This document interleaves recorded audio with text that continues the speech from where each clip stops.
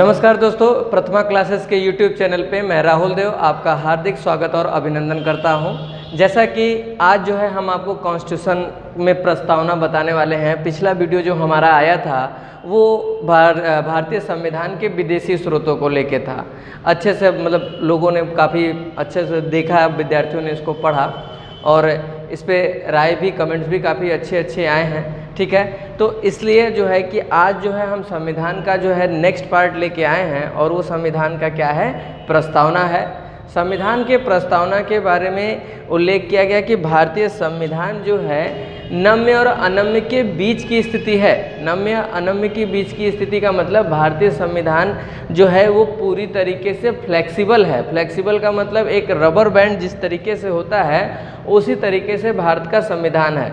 न तो भारत का संविधान बहुत कठोर है और न तो बहुत लचीला है। भारत के संविधान पे अगर किसी प्रकार का प्रेशर पड़ता है तो भारतीय संविधान क्या हो जाता है, झुक जाता है, और जैसे ही प्रेशर रिलीज होता है भारतीय संविधान क्या हो जाता है, पुनः अपनी स्थिति में आ जाता है। इसीलिए भारतीय संविधान को नम्य और अनम्य के बीच का स्थिति बताया गया है। ठीक है, भारतीय संविधान का सबसे महत्वपूर्ण भाग रहा उद्देशिका।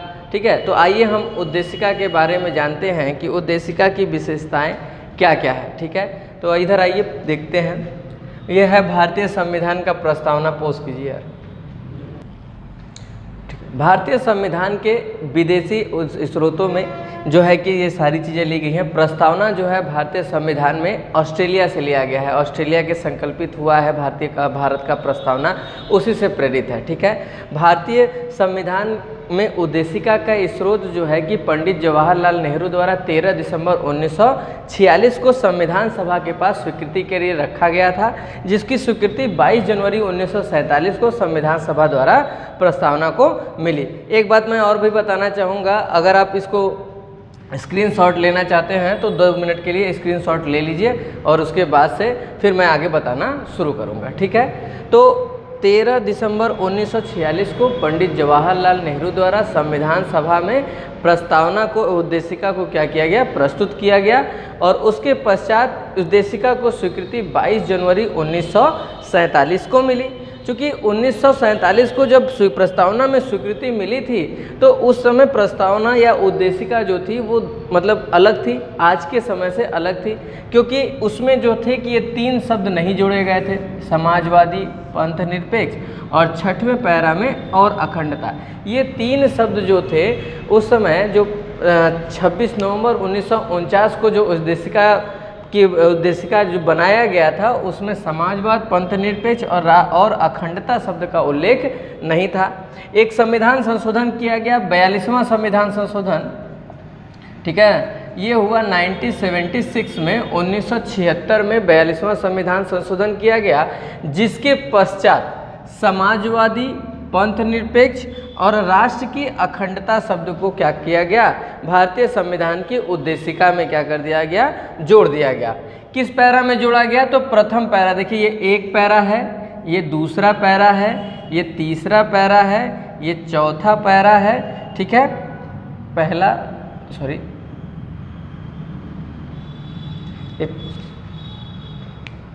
तो देखिए ये है आपका पहला पैरा, ये है दूसरा पैरा, ये है तीसरा पैरा, ये है चौथा पैरा, ये है 5वां पैरा और ये है आपका 6ठा पैरा। ठीक है, तो ये बोला गया कि 42वां संविधान संशोधन 1976 में समाजवादी, पंथ निरपेक्ष, ये इसको जो है कि प्रथम पैरा में जोड़ा गया और उसके बाद से 6ठे पैरा में, देखिए यहाँ 6ठा पैरा है, 6ठे पैरे में राष्ट्र की अखंडता शब्द को क्या कर दिया गया, जोड़ दिया गया। और उसके बाद से जो नवीनतम उद्देशिका का जो प्रारूप हुआ वो हमें 42वें संविधान संशोधन 1976 के तहत मिला। ठीक है, इसके बारे में जो है कि जब प्रस्तावना या उद्देशिका का निर्माण हुआ तो जब से ये उद्देशिका निर्माण हुआ, जब से हमारा संविधान बना, इस पर लगातार पिटीशन पढ़ते रहे, जिनमें से एक सबसे महत्वपूर्ण पिटीशन रहा इन री बेरुबड़ी केस। ठीक है ना, तो इसको लिखते हैं यहाँ पर इन री बेरुबाड़ी केस। ठीक है ना, इन री बेरुबाड़ी केस ये पढ़ा 1960 में।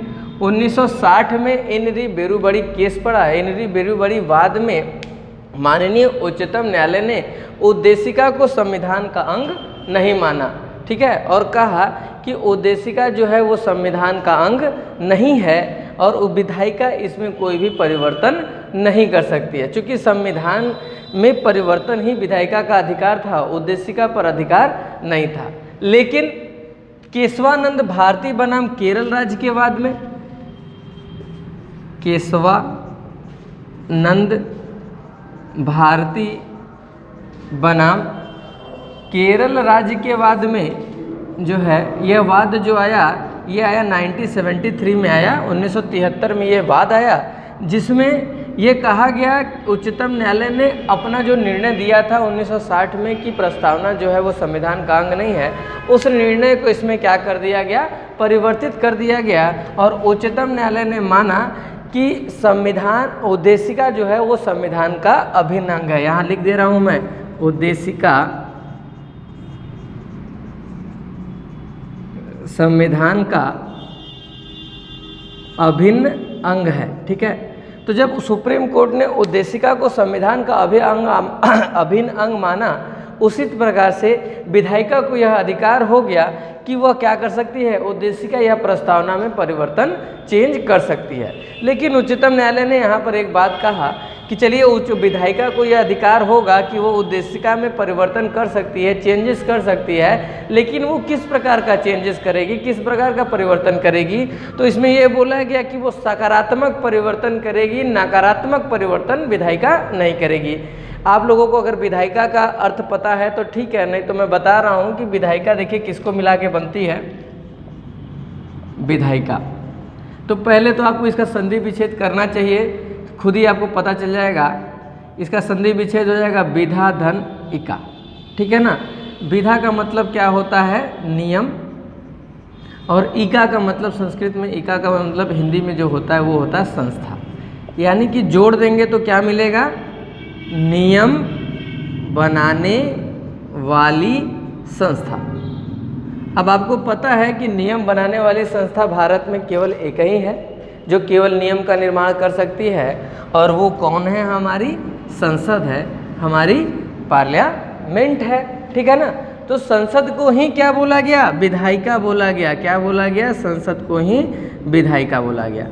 और कहा गया कि विधायिका जो है वो उद्देशिका में परिवर्तन करेगी, लेकिन किस प्रकार का परिवर्तन करेगी, सकारात्मक परिवर्तन करेगी, नकारात्मक परिवर्तन नहीं करेगी। कहने का मतलब है कि जो ये उद्देशिका लिखा गया है इसमें वो क्या करेगी, किसी ऐसे शब्द को जोड़ेगी कि जो संविधान का जो प्रारूप है या उद्देशिका का जो प्रारूप है और विस्तृत हो सके, संक्षिप्त ना हो।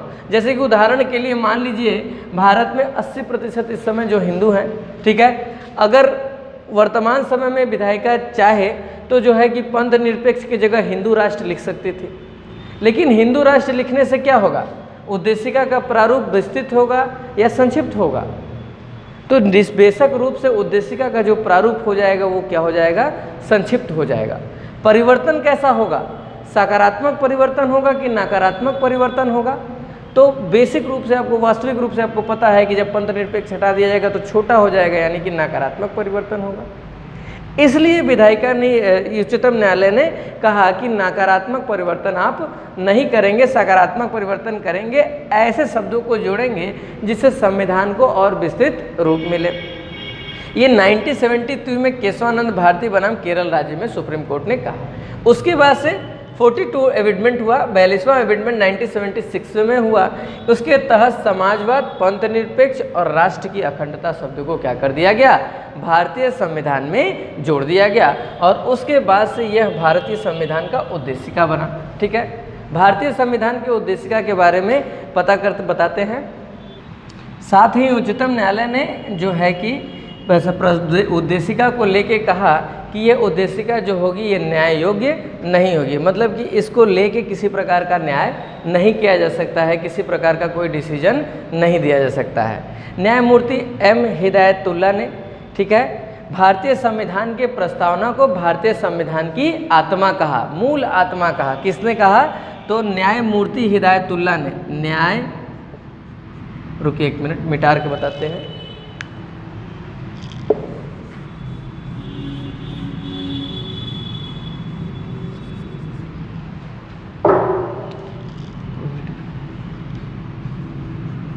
न्यायमूर्ति, तो न्यायमूर्ति हिदायतुल्लाह ने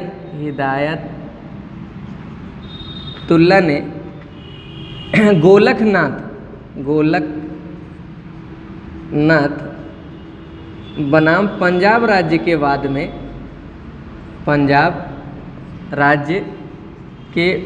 में, ठीक है ना, उद्देशिका को भारतीय संविधान की मूल आत्मा कहा। उद्देशिका को क्या कहा? भारतीय संविधान की आत्मा कहा। देखिए ये भी बहुत इम्पोर्टेंट है कि किसने जो है कि भारतीय संविधान में उद्देशिका को मूल आत्मा कहा। भारतीय संविधान में उद्देशिका को मूल आत्मा कहा।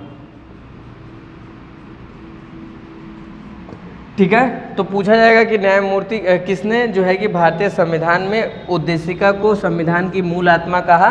तो न्यायमूर्ति एम हिदायतुल्लाह ने कहा। कब कहा? तो गोलकनाथ बनाम पंजाब राज्य के वाद में ही बताया गया। हालांकि आपको पता होगा कि डॉक्टर भीमराव अंबेडकर ने भारतीय संविधान के अनुच्छेद 32 यानी संवैधानिक उपचारों के अधिकार को भारतीय संविधान की मूल आत्मा कहा। ठीक है, तो वो आर्टिकल है यानी वो अनुच्छेद है। ये प्रस्तावना के बारे में किसने कहा? तो प्रस्तावना के बारे में एम हिदायतुल्लाह जो न्यायमूर्ति थे उस समय उन्होंने कहा। ठीक है, के एम मुंशी ने क्या कहा?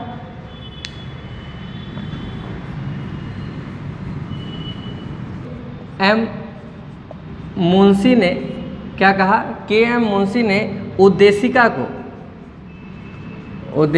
को भारतीय संविधान की जन्मपत्री कहा। भारतीय संविधान की जन्मपत्री कहा। ठीक है ना, किसने कहा? तो के एम मुंशी। के एम मुंशी का पूरा नाम हुआ कन्हैयालाल मणिकालाल मुंशी जो है इनका पूरा नाम है। इन्होंने जो है कि उद्देशिका को क्या कहा? जन्मपत्री कहा। क्या कहा? जन्मपत्री कहा। एम हिदायतुल्लाह, एक बार फिर से रिवीजन कर लीजिएगा। न्यायमूर्ति एम हिदायतुल्लाह ने क्या कहा? गोलकनाथ बनाम केरल राज्य के वाद में उद्देशिका को भारतीय संविधान की क्या बोला? मूल आत्मा बोला। और के एम मुंशी ने भारतीय संविधान में उद्देशिका को क्या बोला? भारतीय संविधान की जन्मपत्री कहा। ठीक है, तो देखिए इसके बाद से हमारे प्रस्तावना का यह प्रारूप क्या हुआ? उद्देशिका का यह प्रारूप तैयार हुआ। आइए एक बार इसको रीड करते हैं, बात जानते हैं, इसके अर्थ को जानते हैं, इसके आशय को जानते हैं। ठीक है, तो देखिए क्या लिखा है? हम भारत के लोग, यानी कि भारत के जनता के लिए ये बात कही गई है, हम भारत के लोग। और ये कहाँ से लिया गया है? तो ये संयुक्त राष्ट्र संघ से लिया गया है। ठीक है ना, संयुक्त राष्ट्र संघ से ये शब्द लिया गया है। वहाँ पर बोला जाता है वी अमेरिकन, हमारे के यहाँ बोला जाता है हम भारत के लोग, we are the people of India. ठीक है, को भारत को एक संपूर्ण प्रभुत्व संपन्न समाजवादी पंथ निरपेक्ष। देखिए मैं एक बात और बता दूं, ये दो शब्द जो है कि प्रथम पैरा में 42वें संविधान संशोधन के तहत जोड़ा गया था। ठीक है, पंथ निरपेक्ष, पंथ निरपेक्ष को एक शब्द और लिखते हैं, क्या लिखते हैं? धर्म निरपेक्ष लिखते हैं। ठीक है ना, बहुत से परीक्षाओं में डायरेक्ट पंथ निरपेक्ष न दे के धर्म निरपेक्ष दे देता है और पूछ देता है कि धर्म निरपेक्ष को किस संविधान संशोधन के तहत जोड़ा गया। तो देखिए विद्यार्थियों, पंथ निरपेक्ष का मतलब ही होता है क्या?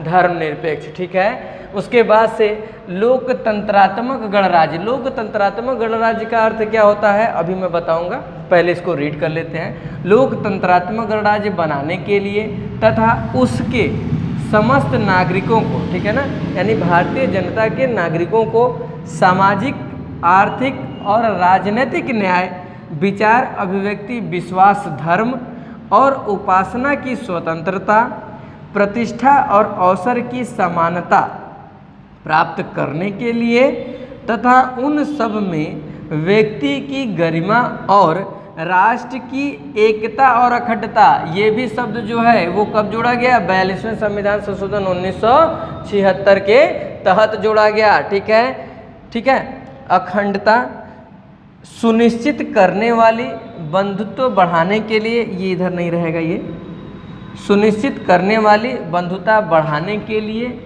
दृढ़ संकल्प होकर अपने इस संविधान सभा में आज की तारीख कितना 26 नवंबर 1949 को मिति मार्गशीर्ष शुक्ल सप्तमी संवत 2006 विक्रमी को एतत् द्वार इस संविधान को अंगीकृत, अधिनियमित और आत्ममार्पित कहते हैं।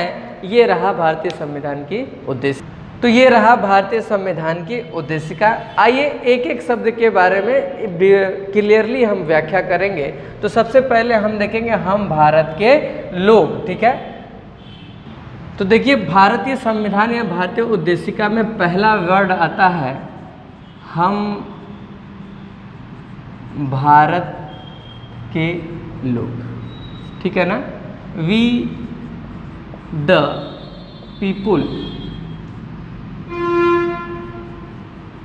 ऑफ इंडिया, ठीक है ना। इसमें बोला गया हम भारत के लोग, we the people of India. यही क्या है, भारतीय जनता का मूल स्रोत है। यानी कि भारतीय जनता में उद्देशिका में सर्वश्रेष्ठ किसको माना गया है, भारतीय जनता को माना गया है। किसको माना गया है, भारतीय जनता को जो है सर्वश्रेष्ठ माना गया है, सबसे बड़ा माना गया है, ठीक है। और इस चार्टर को जो है हम भारत के लोग को, इसको लिया गया है संयुक्त राष्ट्र अमेरिका के चार्टर से। संयुक्त राष्ट्र अमेरिका के चार्टर से क्या किया गया है, इसको लिया गया है। वहाँ पर लिखा रहता है वी अमेरिकन, और हमारे संविधान के प्रस्तावना में क्या लिखा है, हम भारत के लोग, we the people of India. तो देखिए यहीं से क्वेश्चन बन जाता है कि हम भारत के लोग, we the people of India कहाँ से लिया गया है, तो संयुक्त राज्य अमेरिका के चार्टर से लिया गया है। संयुक्त राज्य अमेरिका के चार्टर में वी अमेरिकन लिखा है, और हमारे क्या लिखा है, क्या, हम भारत के लोग, ठीक है, हम भारत के लोग। संपूर्ण प्रभुत्व संपन्न, देखिए इसका अर्थ क्या होता है,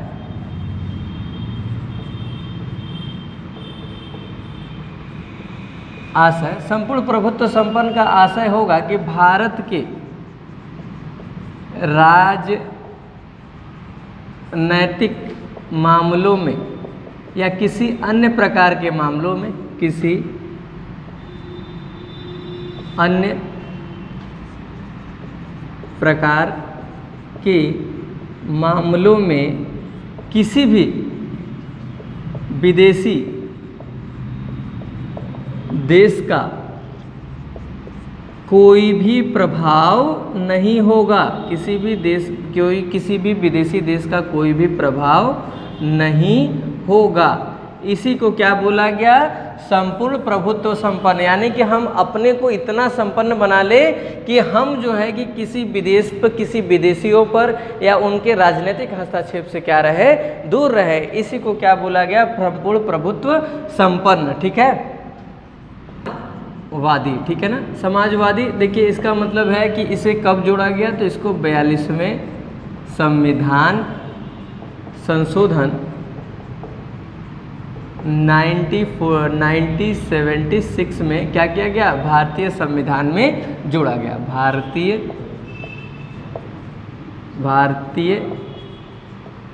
संविधान में जोड़ा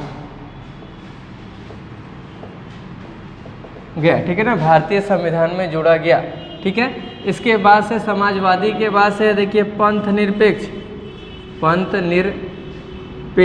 ठीक है ना। पंथ निरपेक्ष का मतलब होता है, देखिए यहाँ मैं फिर से लिख दूँ आपको, यहाँ पर धर्म निरपेक्ष, ठीक है। पंथ निरपेक्ष को क्या बोला गया है, धर्म निरपेक्ष बोला गया है। और इसे भी 42वें संविधान संशोधन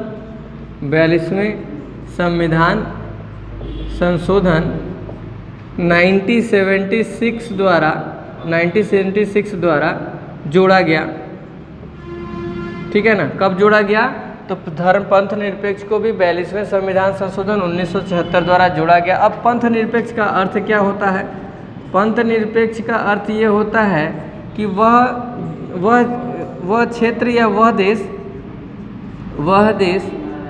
जिसका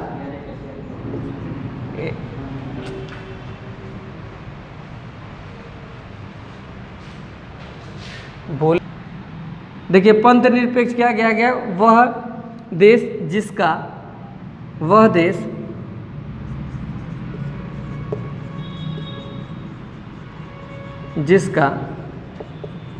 कोई निश्चित धर्म ना हो, ठीक है ना, वह देश जिसका कोई निश्चित धर्म ना हो, सभी धर्म उसके लिए समान हो, ऐसे देश में समान हो, ऐसी प्रक्रिया या ऐसे शब्द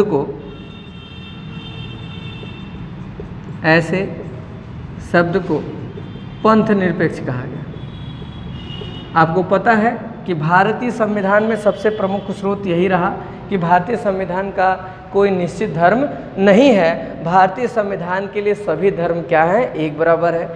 हिंदुओं को भी उतनी वरीयता मिलती है जितनी मुस्लिमों को मिली है, मुस्लिमों को भी उतनी वरीयता मिलती है जितनी हिंदुओं को मिलती है, सिख को भी उतनी ही वरीयता मिलती है जितना हिंदू और मुस्लिमों को मिली है, और अन्य धर्मों को भी उतनी ही वरीयता मिलती है, उतना ही संविधान हमारा उनको अधिकार देता है जितना हिंदू, मुस्लिम और सिखों को मिलता है। इसलिए हमारा देश क्या है, पूर्ण रूप से सेकुलर है, यानी कि पंथ निरपेक्ष है। धर्म निरपेक्ष का ही मतलब होता है पंथ निरपेक्ष। परीक्षा में पंथ निरपेक्ष न दे के धर्म निरपेक्ष पूछ लेता है, तो आप कभी भी वो मत होइएगा, डाउटफुल मत होइएगा, पंथ निरपेक्ष को ही क्या बोला गया है, धर्म निरपेक्ष बोला गया है। ठीक है, देखते हैं दूसरा शब्द जिसमें बोला गया है लोकतंत्रात्मक। ठीक है ना, लोकतंत्रात्मक। लोकतंत्रात्मक को अंग्रेजी में क्या बोलते हैं, डेमोक्रेसी बोलते हैं। बोला गया कि ऐसा शासन या ऐसी सरकार या शासन जहाँ पे या तो इसको ऐसे लिखिए, ऐसा शासन जहाँ पे राष्ट्राध्यक्ष का पद या शासक भी लिख सकते हैं यहाँ पर, राष्ट्रीय अध्यक्ष का पद वंशानुगत ना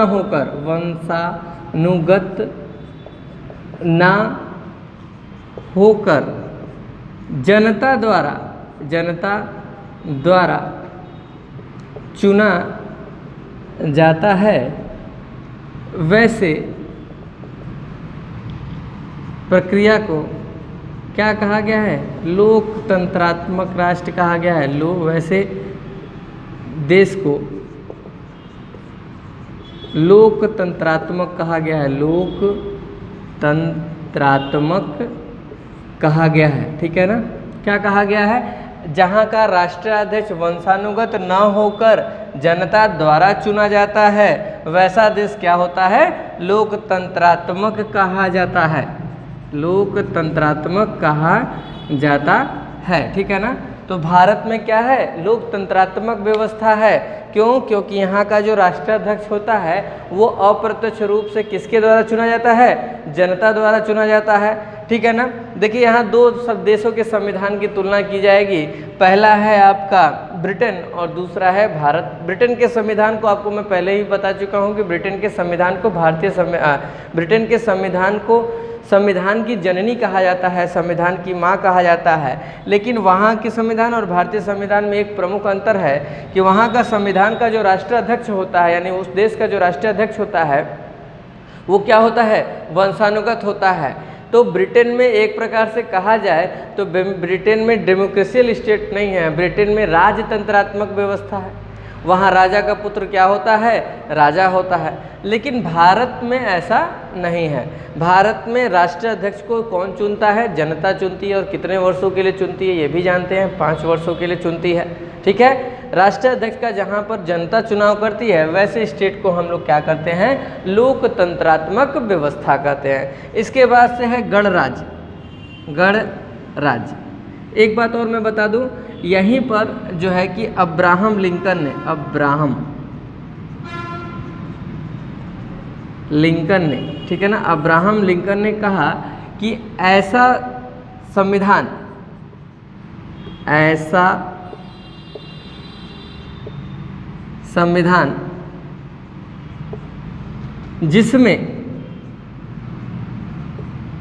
जिसमें शासक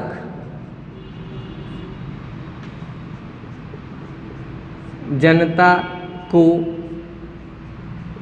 जनता से या जनता के द्वारा चुना जाता है वैसे देश के संविधान को या वैसे देश को लोकतंत्रात्मक देश कहा जाता है।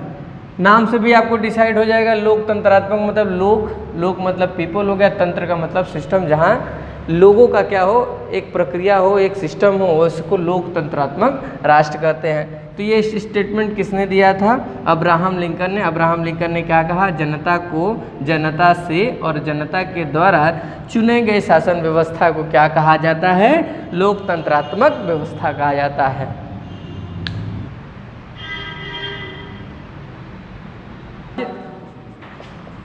गणराज्य को बोलते हैं अंग्रेजी में रिपब्लिक बोलते हैं। ऐसा तंत्र, ठीक है ना, जहाँ का राष्ट्राध्यक्ष,